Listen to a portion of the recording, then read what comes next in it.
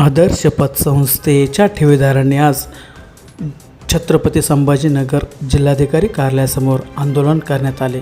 यावेळी माजी खासदार इम्तियाज जलील यांची उपस्थिती होती।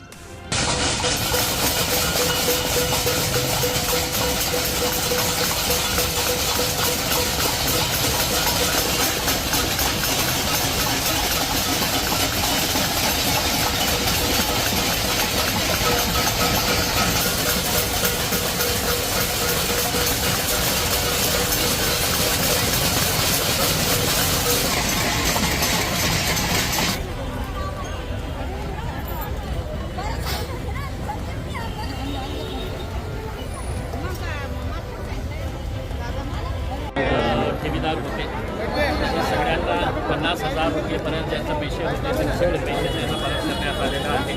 पण जे 50,000पेक्षा जास्त ठेवीदार आहेत ज्यांचे पैसे अडकलेले आहेत त्यांचीही खूप मोठी संख्या आहे। मागच्या 2 वर्षामध्ये आमचे जे प्रयत्न सुरू आहे आम्हाला असं वाटतं की प्रशासन धीमी गतीने हे सगळं कारवाई करत आहे, त्यांचा पैसा मिळत नाही आहे। म्हणून आज सरकारला झोपलेली आहे असं वाटत आहे, कारण हे सगळे लोक गोरगरीब आहे, त्यांचा पैसा लवकरात लवकर मिळावा या कारणाने आम्ही जिल्हाधिकारी ऑफिससमोर आलेले आहे। सगळ्यांना थाली आणि चमचा घेऊन आणायला सांगितलं होतं, याच्यासाठी लढणार आहे।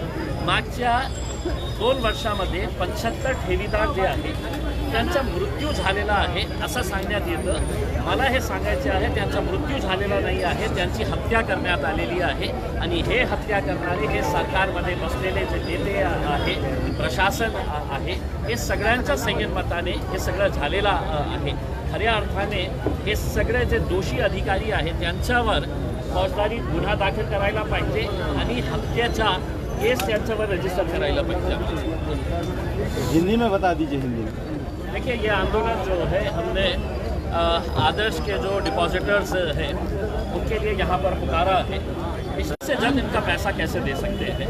हमने तमाम ठेवीदारों को जो छोटे छोटे गांव से आने वाले आप इनको देखेंगे तो मेजॉरिटी जो है वो 70 साल से ऊपर के ठेवीदार हैं और यही वजह है कि ये लड़ाई लड़ते लड़ते 75 लोग मर चुके हैं। अपना आप इसका अंदाज़ा भी नहीं लगा सकते हैं क्योंकि ये लोग वैसे ही मर चुके हैं।